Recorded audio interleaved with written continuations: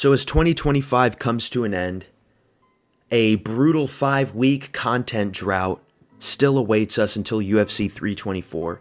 I'm looking at the UFC Championship roster. I'm looking at all the champions that we have. And this video is only about the men's champions. Sorry for the women. I'm not going to be talking about women champions in this video. But I'm thinking to myself, exactly 1 year from now, in December of 2026, who's going to be up here and who's going to go away? Who's going to lose their belt first and who's going to retain their belt and have even more title defenses in 2026? This might be a controversial video. My takes might not be universally agreed upon. But the first person that I believe is going to lose their belt, unfortunately, you might think that I was going to say Joshua Van, but it's not. It's Volkanovski, dude. Hear me out. You got to hear me out. He's going to lose. He's fighting early. He's fighting in January, right? At UFC 325 or in like the first week of February, around that time. And he's fighting Diego Lopez in the rematch. I don't agree with that matchmaking. It shouldn't have been Diego Lopez. It should have been Lerone Murphy. Or secondly, Movsar Evloev, if we're going by who deserves it. Diego Lopez didn't deserve it.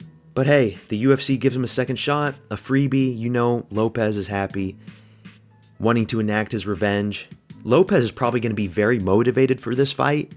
Whereas Volk, if you're in Volk's shoes and you have to do a rematch with Lopez, you're probably scratching your head, not as motivated if it was a new guy like Lerone Murphy or Evloev. I mean, that's just my opinion. And it's taking place 9 months after the first one.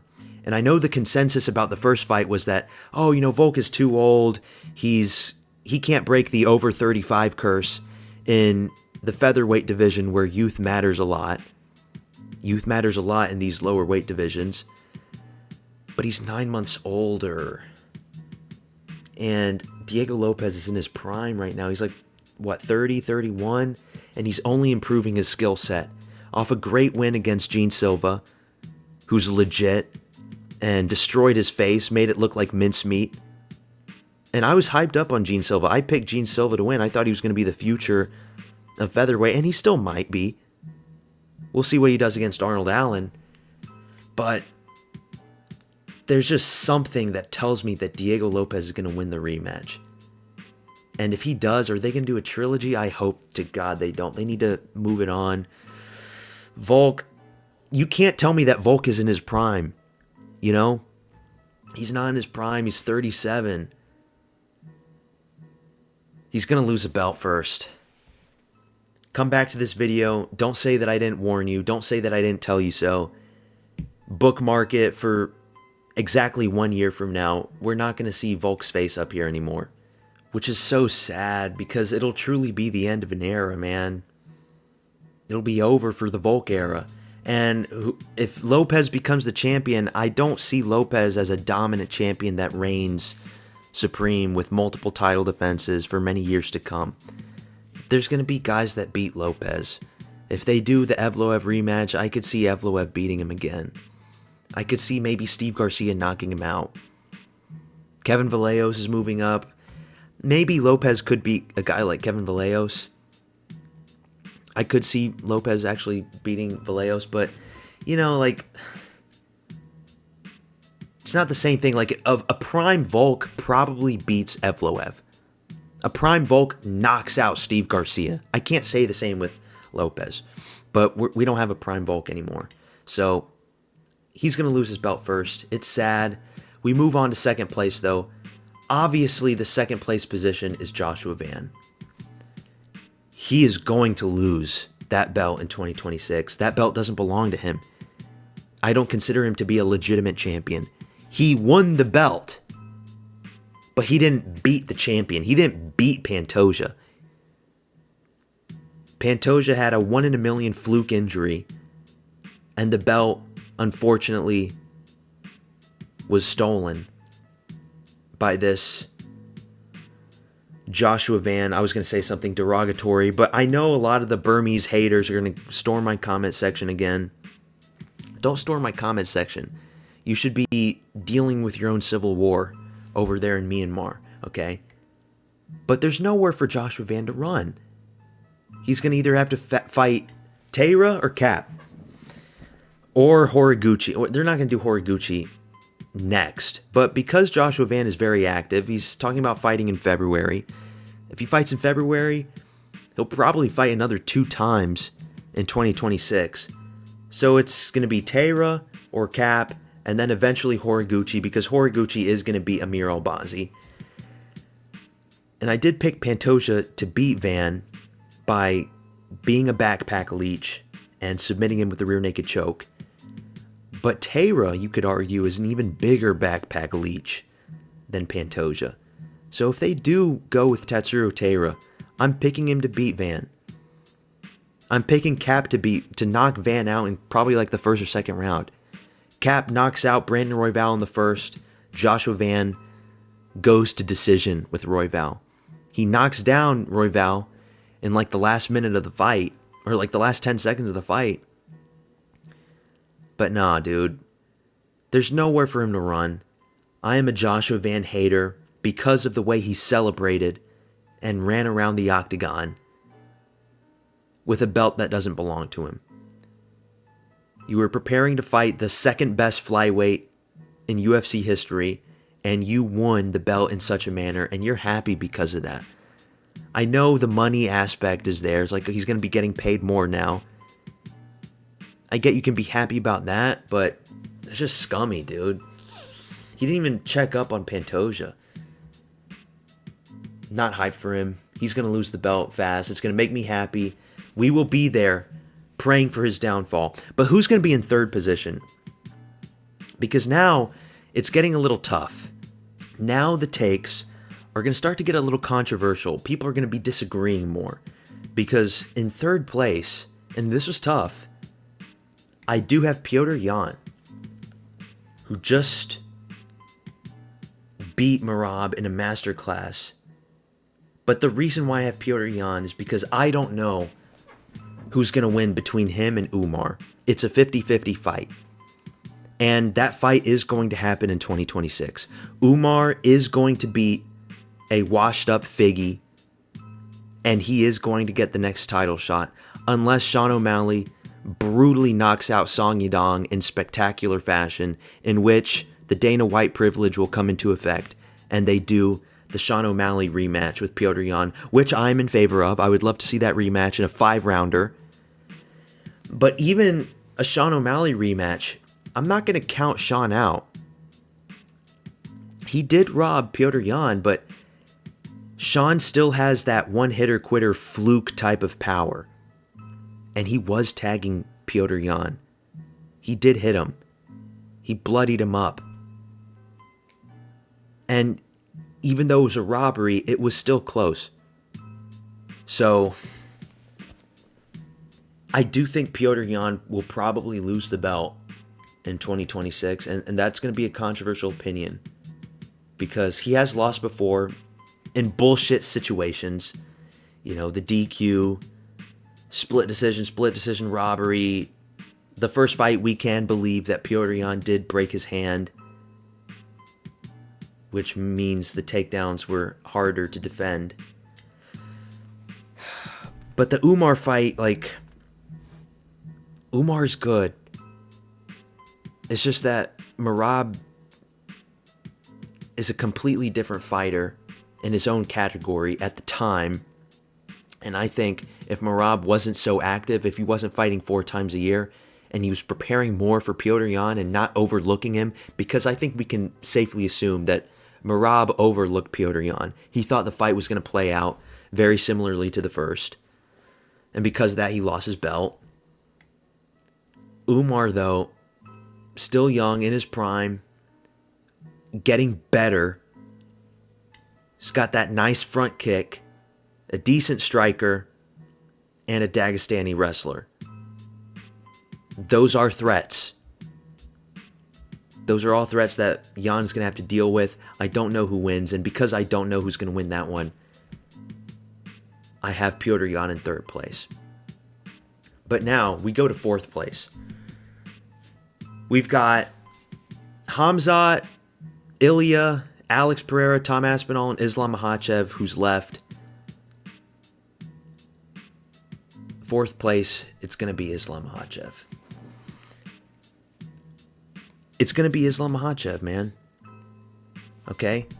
Got the belt from JDM. It wasn't a masterclass performance for Islam Makhachev.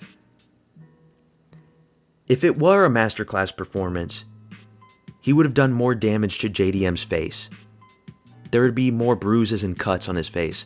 There would have been more submission attempts where he actually made him tap out or finished him off. No, it wasn't a masterclass performance. It was the fact that JDM had a shitty performance and can't defend a takedown worth of shit. That's what makes Islam Makhachev the new welterweight champion. But now you've got guys like Morales, like Gary, Shavkat. Shavkat's not going to get the next title shot. He's got to fight somebody else. He's been too inactive. And I don't think the UFC is going to push for the Usman fight. The reason why Islam wants the Usman fight is because it's the easiest fight. Usman's a 39-year-old man. So of course they want that one. They don't want a young, hungry, thick, big guy like Morales. Pause. When I mean thick, I don't mean thick in that situation. I mean thick in, he's built. He's really big. Ian Gary also poses a threat. I don't think he's going to last long at welterweight. And, he did look big, and he looks the part for the division. But welterweight also has its own weight bullies. He was a weight bully at 155, but he's not a weight bully at 170. He's fighting at the weight class that he should have been fighting this entire time. And because of that, he's going to come across a weight bully like Morales. And we haven't seen Morales push in the deep end. We haven't seen him face a Dagestani wrestler. I get those points. What's Morales going to look like when he gets taken down? It might be a situation where it's like Miocic versus Ngannou 1, where the smaller guy takes down the really big, beefy, scary guy and just toys around with him. I could see a situation like that.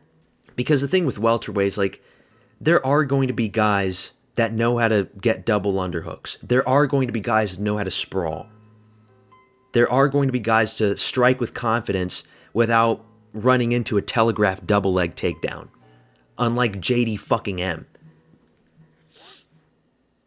And if Islam fights twice in 2026, let's say he does get the Usman fight. Kamaru Usman, the UFC, he's on Dana White's good list. They give him Kamaru Usman, fine. He could beat Kamaru Usman. A 39-year-old Usman, he could definitely beat him. But eventually, if he stays at 170 and he doesn't retire, he's going to have to fight a guy like Ian Gary, a guy like Morales, perhaps Shavkat. Those are not easy matchups. So I could see him losing in 2026. And that's why I said, this is where we're getting controversial and stuff. My takes might not be 100%. This video might age like shit. But if we come back a year from now, I think I'm going to be more right than wrong. I think I'm going to get most of these predictions right. I don't know if we're going to have an Islam Makhachev as our welterweight champion in December of 2026. I'll just say that. But we move on. There's only 4 champions left. Who's the next person to lose their belt? It's Alex Pereira. But it's a caveat. Because Alex Pereira could move up to heavyweight. So this is kind of weird. I don't see Alex Pereira losing to a guy like Olberg. I don't necessarily see him losing to a guy like Azamat Murzakanov either. But, it is light heavyweight. Anything could happen. I get that. Olberg does have power. Murzakanov. Pereira's not faced a guy like Murzakanov who's short, density max, stocky, and can close the distance. So maybe, Murzakanov's looking invincible right now, but I would still pick Alex Pereira to do a flying knee and just destroy Murzakanov. But it's mostly because Alex Pereira is probably going to vacate his belt. So, let's say he fights Olberg and knocks him out in, the first half of 2026. At that point, he would have cleaned out the entire light heavyweight division, except for Azamat, And is he really going to be motivated to fight a guy like Azamat Murzakanov? No. He's going to want to make his heavyweight move. He already wants to move up to heavyweight. Time's ticking. He's not getting any younger. At that point, the situation with Aspinall and Gane would probably already be resolved. There's going to be a heavyweight champion who is defined and cemented at that point. He's going to want to face him. He's going to vacate the belt. It'll be Azamat Murzakanov versus Yuri for the vacant belt at that point. So that's the situation why I put Alex Pereira here. And that's if he knocks out Olberg. I'm not counting Olberg out just like that, okay? Olberg is good. He's only lost once. Pereira has been chinned before. Don't count out Black Jag. So for that reason, I've got Alex Pereira. But Alex Pereira would have been lower on this list if I knew for a fact that he was going to stay at 205. You know? If he's going to stay at 205, then maybe he'd be lower on this list. Just because Azamat Murzakanov is a dark horse. And we haven't really seen him in any trouble. We haven't seen Azamat, look vulnerable. Maybe, in a few situations with the Tafon and Chukwi fight, I think. But he destroyed Tafon and Chukwi. Next up, we've got Ilia Topuria. I think Ilia Topuria, if he wants to be the UFC champion, he will remain the UFC champion for a while. He's got to deal with the situation with his whore Miami wife. Do not marry whore Miami wives. For those that are watching, if you're in Miami, you're going to have to find a wife somewhere else. Get your passport. Become a passport bro. Go to the Philippines. Go to Vietnam. And don't go to Colombia. Because Colombian women, South American women are not that better. You got to go and find a sweet wife in the Philippines. That's what you got to do. Can't marry these Miami hoes. But Ilia Topuria, he's not going to fight in the first half of 2026. He's going to fight the interim champion. Whether it's Gaethje or whether it's Paddy, those are very winnable fights for him. He's probably only going to fight once in 2026. And because of that, he's going to be champion a year from now. He's going to knock out Paddy bad. You can just see it, can't you? Can't you just imagine that? A little 5'6" Luigi Vendramini welcomes Paddy to the UFC, rocks him with a big left hook, almost knocks him out, but Scousers don't get knocked out, lad. So he survives there, robs Jared Gordon, disgraceful, gets old men like Bobby Green and Michael Chandler. He might get knocked out by Gaethje, but if he doesn't, he's definitely getting knocked out by Ilia. And if Gaethje wins, still a winnable fight for Ilia. Gaethje would be 38 at that point. Yeah. Ilia's going to be champ for a long time, but that's the sad thing. He's already talking about how he doesn't even really want to fight in the long term. Just sucks. Because, Ilia, I'm the most excited for Ilia. His fighting style, he is perfect for 155. But he's going to be champ throughout 2026. Just wish he would have fought somebody sooner with this fucking whore Georgina to ruin things. But we've only got 2 guys left. Next spot, it's Tom Aspinall. I am still in the Tom Aspinall hype train. It's heavyweight, the most dangerous division where champions do not reign supreme for very long, unless you're Stipe Miocic. Francis Ngannou probably would have reigned long, but he left. I'm still on the Aspinall hype train, and I know it seems like half of the MMA fan base hates him. The Kenny Okoye and MMA Joey types. I think in the rematch, it's going to be one of those performances, not like a y'all must have forgot type of performance, but like a, oh shit, I'm sorry for all that I have said to you, Tom, type of performance. The Kenny Okoyes and MMA Joeys are going to be fuming. They're still not going to give him credit. They're still going to be trashing him for the eye poke situation. That wasn't even his fault. Cyril Gane is a dirty, filthy fighter. He's done this shit against so many of his opponents. Nut shots, back of the head elbows, eye pokes, you name it. But if Tom Aspinall destroys Cyril Gane in the rematch, there's nobody left for him to nobody left in the division that's going to pose a threat to him.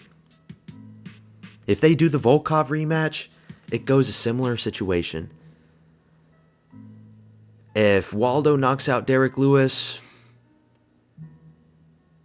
okay, fine. Waldo has a puncher's chance. Anybody at heavyweight has a puncher's chance. But I'm still not completely sold on Waldo. I'm not.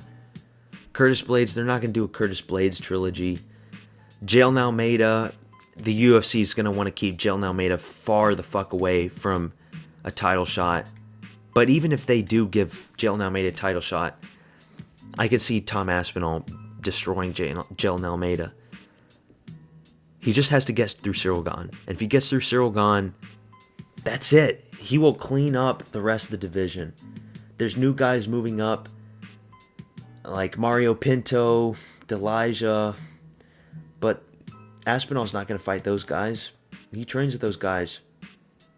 He's already said that he doesn't want to fight a guy that stepped into his house. But Tom Aspinall has kind of rumbled that he doesn't want to fight that long either. He'll probably fight like 2 more times and he'll leave, like Ngannou. It'll be another Ngannou situation. We're not going to have a long reigning heavyweight champ because Tom's dad says that they want to go into boxing because that's where the money's at.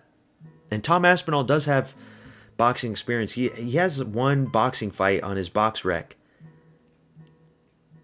But Tom will get knocked out by a lot of boxers. But we'll see. I don't think he's going to retire in 2026. It'll probably be 2027, you know? So that's why I have him very high up on the list. I do think he's going to beat Cyril Gane in the rematch, legitimately. Yeah. How can you be a fan of Cyril Gane? How could you? Especially after he robbed Volkov in that fight. And obviously, first place, Khamzat Chimaev. Khamzat Chimaev is not going to lose anytime soon. He's going to beat Imavov. And at that point, he's talking about how he wants to move up to 205. But I think the UFC isn't going to let him move to 205 that fast. They have to do the Fluffy fight. Fluffy's going to run through Strickland most likely. He would be on like a 9-fight win streak or something crazy. They have to do Chimaev versus Fluffy for fuck's sakes. They cannot let that fight slip through the cracks. Because you know Khamzat's looking at a guy like Pereira, licking his lips, thinking that's an easy chop. And it is. But remember, this motherfucker fought at 170. Yes, Khamzat Chimaev does have the frame at 6'2" to be fighting at 205. He does. He could bulk up. He would most likely take down Pereira and choke him out. But then at that point, you're going to be stuck with guys like Ankalaev. You're going to be stuck with guys like Yuri. You're going to be stuck with all these 205ers that can defend takedowns much better than Pereira probably could. And it's like, what's the point, you know? Just stay at 185. Stay at 185. Face Anthony Hernandez. And if you beat Anthony Hernandez, then he'll probably clean out the rest of the division. Nobody's will pose a big threat to him. He'll be 32 in May. Yeah, he's not going to lose in 26. He's not. Now, what about like Imavov? Like, oh, you know, you're discounting Imavov. Imavov, you never know. He could beat him. No, he's not. Imavov is a slick counterpuncher. There's nothing to counterpunch with Khamzat Chimaev. You don't counterpunch the best double leg takedown that you have ever seen in the UFC. You don't do that. Oh, but, you know, Imavov's Dagestani, he's French. He's been pussified. He waves the white flag. Brendan Allen stole a round off of Imavov, and he would have beaten Imavov if Brendan Allen had a few extra IQ points. Imavov's just going to get ragdolled.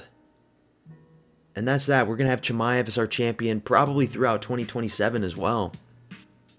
I'm hyped up for Chimaev just because he looks completely unstoppable. Even though the DDP fight was kind of boring, I look back on it with a little more respect because DDP is very strong, hard to keep down, and the crucifixes were impressive. So let me know if you disagree or if you agree with me.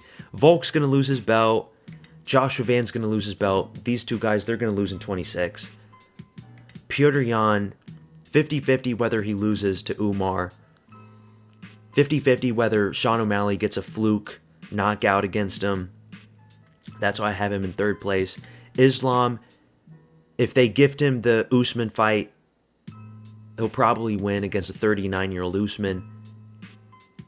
But I could see him losing to Ian Gary via decision. I could see Michael Morales being too big for him. But we'll just have to wait and see. Alex Pereira probably will knock out Olberg in the first round, but he's going to want to vacate his belt at that point. He's not going to be motivated to fight Azamat Murzakanov. He's going to want to move up to heavyweight, and he might hit a brick wall at heavyweight. He might lose to either Aspinall or Cyril Gane. He loses to Aspinall most certainly.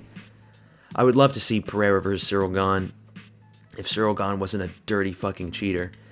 Ilya Topuria, because of the situation with his Miami whore wife, isn't going to be fighting that often in the first half of 26. So he's probably only going to fight once, and it's going to be either Paddy or Gaethje, and that's a winnable fight for him. So he's going to be a champion all throughout 26.